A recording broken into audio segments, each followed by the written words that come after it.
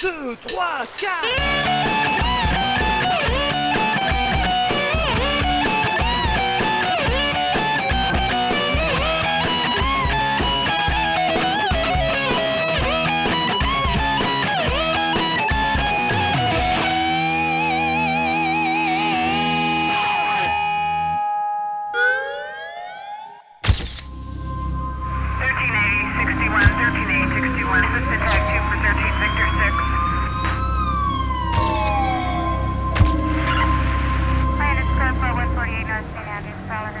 Il fait un froid de canard aujourd'hui. Qu'est-ce qu'on a au menu, commissaire Magré?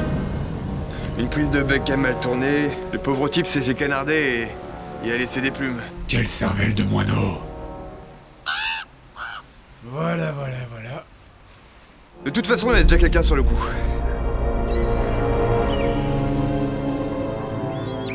Un aigle? Non, un bigargue. Je sais que c'est une erreur classique que font les gens parce qu'en anglais ça s'appelle eagle. Mais regardez ces deux photos. Ça c'est un aigle, ça c'est un bigargue. Vous voyez, ça n'a rien à voir. Restez en dehors de mes affaires. L'aigle de la nuit. Bon, où est la victime? Vous marchez dessus. Ah merde.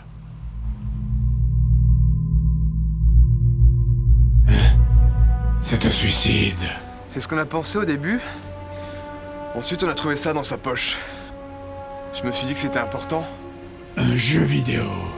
Quelle étonnante et inattendue découverte. Ça s'ouvre. Vous êtes un génie. Je vais mettre ça dans mon canard PC. Vous savez, les jeux basés sur les comics, on a à peine effleuré la surface, il y en a tellement. En même temps, quand t'es un développeur de jeux vidéo, c'est juste parfait. Il y a une licence toute prête, pas besoin de réfléchir, il y a les gentils, les méchants, et comme il y a de la baston, du coup, t'as le gameplay déjà tout prêt. Alors on a déjà vu pas mal de jeux tirés de la licence DC Comics, mais déjà on n'a pas tout vu, et ensuite on n'a pas encore vu des jeux tirés de la licence Marvel. Et je sais pas pourquoi, mais des jeux Marvel, il y en a vachement plus. Et là pour le coup, ils en ont oublié aucun, même les héros les plus improbables, comme Howard the Duck sur Commodore. Oula. Don't do mad, kid. Sorti en 1986, un jeu où on se rend sur une île perdue pour tabasser des indigènes. Tes ressources naturelles m'appartiennent! Et je suis sûr qu'il avait cherché, comme les Indiens. Alors, la grande majorité des jeux tirés de comics sont plutôt moyens, voire corrects, mais sans plus. En général, c'est de la plateforme horizontale, on tabasse des ennemis et on avance, comme par exemple Spider-Man Web of Fire sur 32X. Alors la 32X, si ça vous parle pas, c'est juste une tentative désespérée de prolonger la durée de vie de la Mega Drive. Le jeu commence par un écran bien badass qui profite des capacités techniques de la 32X, mais par contre, il se passe quoi avec le son de l'intro là? À la batterie, Oussama Ben Laden!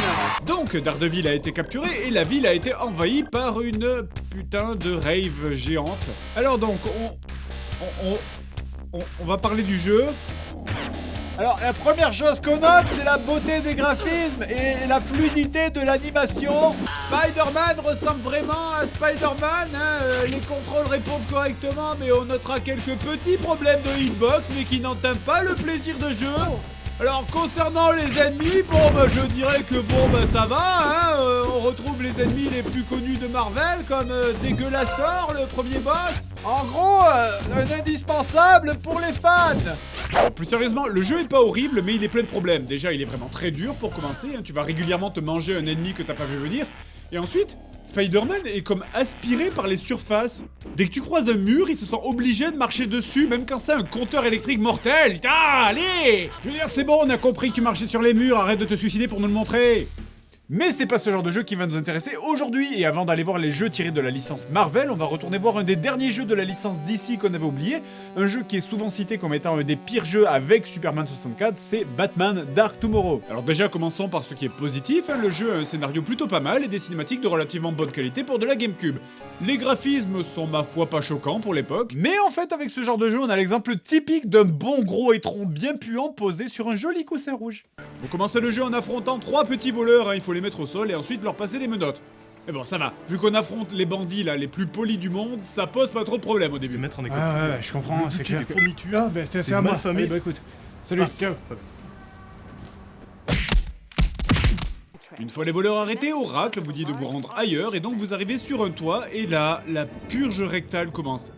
Putain de merde, le gameplay du grappin est horrible. Un bon jeu, c'est censé être intuitif, je devrais pouvoir comprendre les contrôles facilement. Je veux dire, je connais la touche du grappin, alors nom de Dieu, pourquoi ça fait ça? Je suis la justice. Est-ce que quelqu'un peut m'aider à descendre? Non mais sérieusement, c'est moi qui suis débile ou bien là? Comment ça marche? Alfred, vous pouvez venir me pousser? Mais en fait, il y avait un piège, parce que je m'ai trompé. Au bout de plus de 20 minutes d'essai, j'ai fini enfin par découvrir que je ne dois pas utiliser le grappin, mais le bat-câble. Parce que dans le monde étrange de Batman Dark Tomorrow, le grappin c'est celui qui va comme ça, et le bat-câble c'est celui qui va comme ça. Rien à voir, hein? Bah oui, c'est comme cette pelle, regardez, celle-là elle sert à boucher les trous, et celle-là elle sert à les creuser. Rien à voir. Lucius, allez vous faire enculer. Bon, après, c'est pas parce que t'as le bon câble que ça va aller mieux, hein. Entre la caméra qui fait n'importe quoi et les murs invisibles du pif absolu. Putain, mais putain, mais ça devrait pas être aussi compliqué pour Batman de passer sur l'immeuble d'en face, quoi. La moitié des gens du quartier m'ont vu m'écraser sur leur fenêtre. Et maintenant que vous maîtrisez ça, vous allez enfin pouvoir commencer à vous battre contre l'autre ennemi du jeu, Jean-Michel Cadrage. Caméra! Caméra 2! Caméra! Je crois qu'il est plus sur l'écran là, Je monsieur. m'en fous, laissez la caméra! Ok. Ah, s'il vous plaît. Le cadrage. Le cadrage est un art.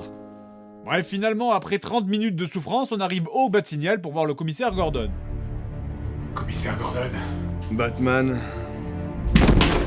Et donc on commence la vraie première mission qui nous permet de voir l'autre côté du jeu, l'infiltration. Est-ce qu'il vient de tirer sur la caméra? Enfin bon, peu importe, parce que Batman Dark Tomorrow, ça n'est pas qu'un mauvais jeu d'action, c'est aussi un mauvais jeu d'infiltration. Quand vous appuyez sur Z, vous marchez plus lentement. Ce mode est censé être le mode infiltration, comme dans les Batman actuels, qui me permettrait normalement, si c'était bien fait, de mettre au sol les ennemis discrètement. Sauf que je peux pas les rattraper! Comment je suis censé arriver dans leur dos s'ils vont 3 fois plus vite que moi en marchant? Regardez, les 3/4 des trucs, ça se passe comme ça, vous arrivez derrière un ennemi, et il vous distance! Putain, mais c'est complètement ridicule, moi-même, je vais 3 fois plus vite que ça en rampant, quoi, mais non! Non, putain de merde! Et c'est complètement aléatoire, les ennemis vont alterner entre la grand-mère aveugle et le demi-dieu omniscient, enfin je veux dire là, je cours derrière ce type, une voiture m'explose à la bouche 20 mètres derrière lui, il se retourne pas, mais par contre, ceux-là vont m'entendre me relever derrière un immeuble avec des sirènes de police qui hurlent partout. Enfin bref, de toute façon, on laisse très vite tomber l'infiltration pour foncer dans le tas, parce que ça va bien plus vite, hein, et que s'infiltrer avec cette caméra de génie... Oh là là, mais me filme pas, moi, putain, les ennemis ils sont à l'angle de la rue, je les vois sur la carte, filme-les eux. Et tant qu'on est dans la caméra, comment est-ce que je dois trouver ça? Enfin, je veux dire, c'est pas un bug, on a vérifié, donc ça veut dire que c'est un choix artistique? Vous êtes sérieux? Qui a programmé ça? Il est important de savoir à quel moment il faut zoomer. Never start with the head. The victim gets all fuzzy. He can't feel the neck. Bref, je vais passer sur les longs moments du type putain de merde je dois aller où qui constitue la majorité du jeu, hein. Et c'est pas la minimap qui va t'aider, hein, vu qu'elle ne sert absolument à rien à part pour le délire de dessiner des trucs dessus avec le trajet de ton perso. Oracle, tracez ma position. 2 secondes, Batman. Je suis Batman. Bon, alors la musique, j'en parle pas vraiment, hein, la plupart du temps on dirait juste une musique de relaxation pour salon de massage. Et le reste, elle passe de l'affolement brutal quand tu croises un ennemi à l'arrêt total sans aucune transition.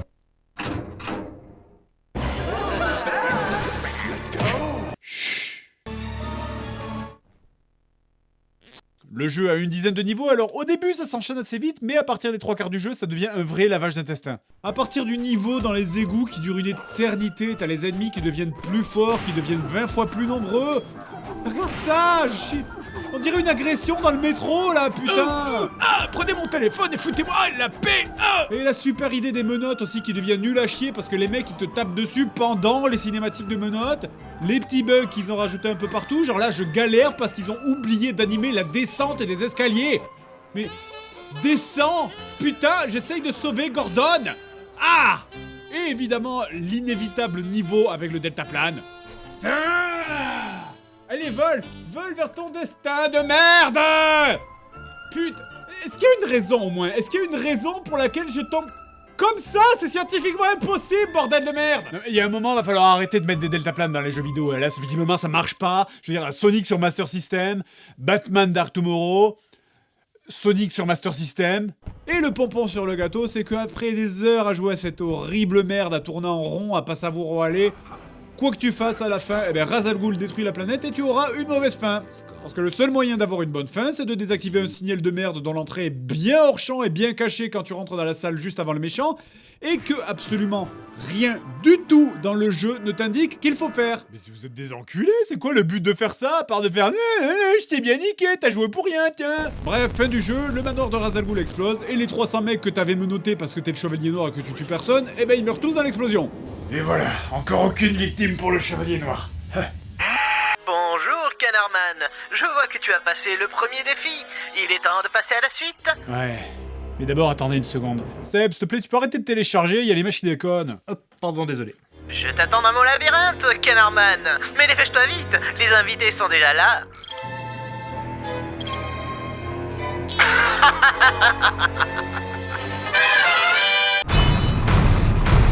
Oracle, donnez-moi tout ce que vous avez sur cet endroit. Jupiter et Pluton seront tous les deux en bel aspect. Cela vous vaudra un bon potentiel de chance qui vous permettra d'améliorer vos revenus. Jupiter et Pluton. Ça marche. Merci, Oracle.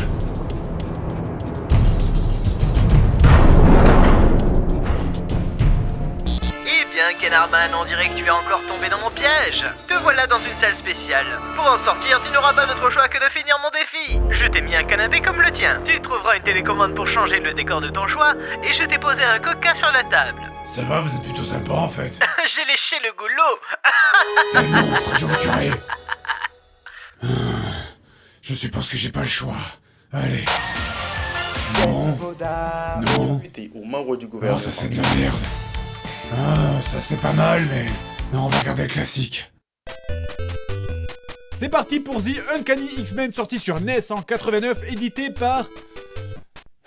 LJN. Bref, après le choix de niveau le plus austère que j'ai rarement vu, le jeu commence et... Ok, alors, les barres de vie, les indications, l'histoire, le nombre de vies... Tout ça, on s'en branle. Qui a besoin d'une interface? C'est vachement plus pratique d'appuyer sur Start à chaque fois que tu veux voir tes points de vie. D'ailleurs, c'est comme l'histoire, je veux dire, c'est surfait, là, ça se voit direct, l'histoire. D'après la texture du sol, je peux clairement dire que, par exemple, ce niveau est tiré de X-Men contre les steaks hachés. Alors, le premier truc, déjà, ce jeu est une poubelle visuelle. C'est le cimetière de la beauté. Je veux dire, regarde-moi cette dégueulasserie. Chaque niveau est une œuvre d'art qui redéfinit les concepts de la mocheté. Je veux dire, c'est quoi cet endroit? C'est quoi ces machins? Est-ce que ça me tue? Et je suis où, là? Dans l'anus du méchant? Même dans les niveaux où tu comprends à peu près que c'est censé représenter un vaisseau, on dirait que ça a été construit par un architecte fou. Il y a aucun game design. Il y a aucun design. Il y a pas vraiment de game non plus en fait. Je veux dire, mais regarde-moi cette zone de merde qu'on dirait que mon jeu il a planté, il y a aucune transition dans les décors, je passe de Lustucruzone à ça là. Alors donc vous pouvez choisir votre héros avant le début de niveau, vous avez le choix entre Wolverine, Tornade, Colossus, Cyclope, Diablo et Iceberg. Et évidemment ils allaient pas s'enculer la vie pour créer des vrais persos, hein. On a juste donc des swap colors pourris sur des sprites du tiers-monde. Colossus ressemble à Captain Planet, Tornade ressemble à Tina Turner dans Mad Max 3, et Wolverine sans ses putains de griffes. Et comment vous faites pour louper ça? Je veux dire, c'est littéralement le premier truc que tu vois sur n'importe quelle image de Wolverine. Et comment ils faisaient chez LGN? C'était quoi leur technique commerciale? Enfin, je veux dire, ils foiraient toutes leurs licences, mais ils réussissaient quand même à toutes les choper. Allez, signez! Non. Allez! Bon, d'accord. Bon bref, donc ces héros sont séparés en deux genres, ceux qui tirent et ceux qui ne tirent pas. Et inutile de dire que dans un jeu où les ennemis arrivent à l'infini, sans aucune pause, apparaissent au milieu de l'écran et en sautant partout, qu'est-ce que vous voulez que je foute avec un héros qui ne peut que taper au corps à corps? Alors si en plus tu ajoutes sur certains monstres que les hitbox sont complètement buggés, mais regarde ça, je le touche pas! Arrête de bouger! Putain, je suis Colossus et je peux pas tuer un ressort, merde! Alors au début, effectivement, le jeu te propose de jouer à 1 ou 2 joueurs, parce que le jeu peut se faire à 2 en coopératif. Mais quel ami vous allez inviter pour jouer à ça? Si vous le faites, quel genre d'ami vous êtes?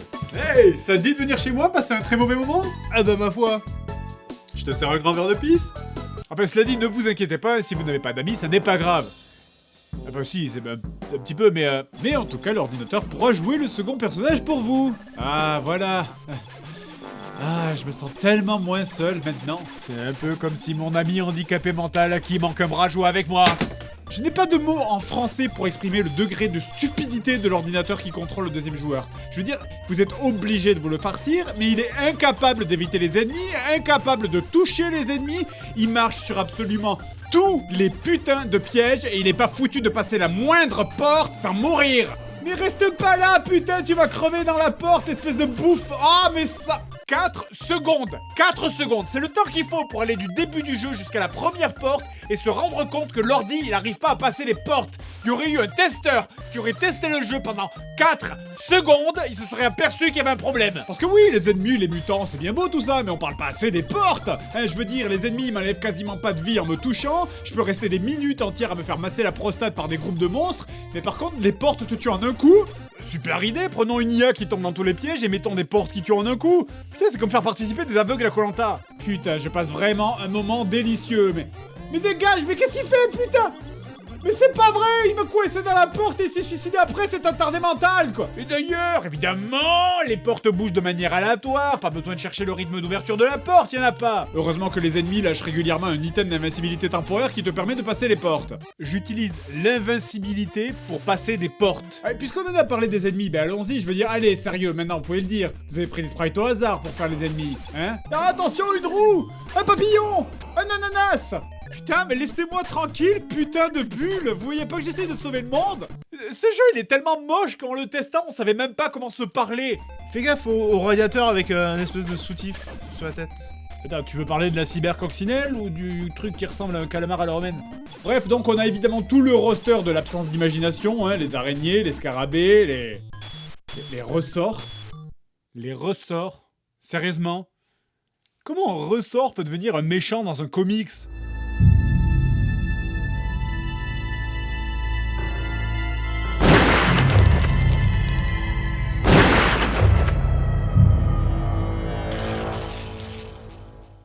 Qu'est-ce qu'il y a, tu veux jouer? Non. Bref, évidemment, ce jeu, en plus, il est dur, les niveaux sont labyrinthiques et durent une éternité. J'ai joué des heures sans croiser le moindre boss, à aller d'avant en arrière, à ramasser des clés dont j'ai pas le moindre indice de leur utilité, vu que j'ai croisé aucune porte avec serrure. Je veux dire, ce jeu, non seulement il est pas amusant, mais en plus il creuse. C'est la spéléologie du fun, quoi, c'est la mort de la joie. Je suis désolé, Magré. C'est trop tard pour moi, Canardman. Je vous confie Canard City. Magré, vous commencez à me gaver avec ces blagues. L'aigle de la nuit? Non, le pigargue, bordel! Regardez. Chien, chat, Nathalie Kosciusko-Morizet, pigargue. C'est pas compliqué, putain! Allez, c'est le moment de partir. Vous avez triché! Vous n'étiez pas censé sortir sans finir le jeu! Tricheur!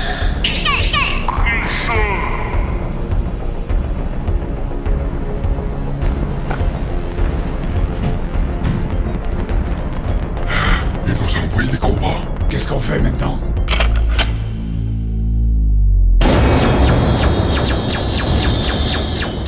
Je vous ai eu.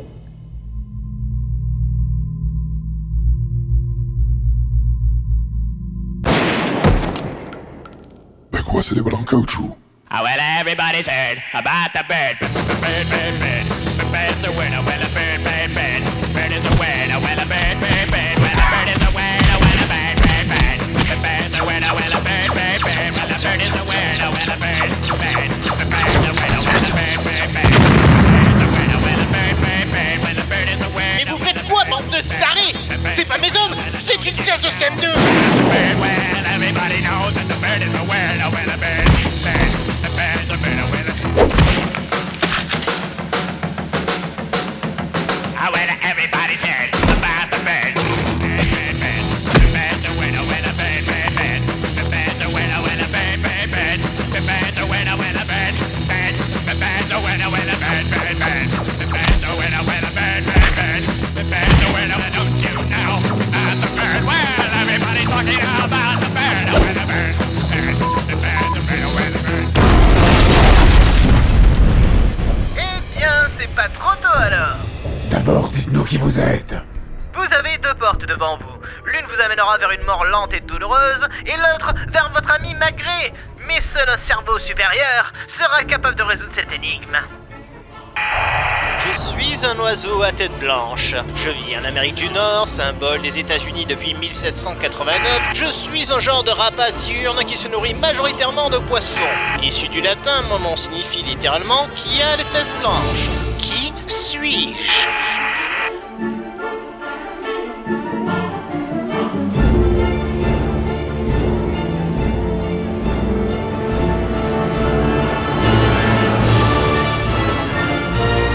Le Picard! Nathalie Kosciusko-Morizet.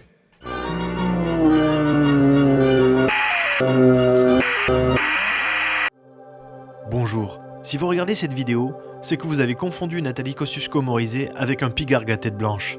Ça n'est pas grave, l'erreur est commune, mais regardez ce montage qui va vous expliquer les subtiles différences que vous n'auriez même pas soupçonnées. Majestueux volatile qui vole par-delà les immenses étendues enneigées de l'Amérique du Nord, si sa tête nous est familière, c'est parce qu'elle représente le symbole de la toute-puissance de l'un des plus grands pays du monde, l'Amérique. Mais pourtant, ce n'est pas Nathalie Kosciusko-Morizet, c'est le pigargue. Souvent confondu à tort avec la candidate à la mairie de Paris en 2014, qui pourtant ne partage peu de points communs avec lui, le pigargue n'est même pas un politicien. Alors maintenant, rappelez-vous, quand vous verrez ce bec jaune et ce regard perçant, vous ne penserez plus Nathalie Kosciusko-Morizet, vous penserez pigargue.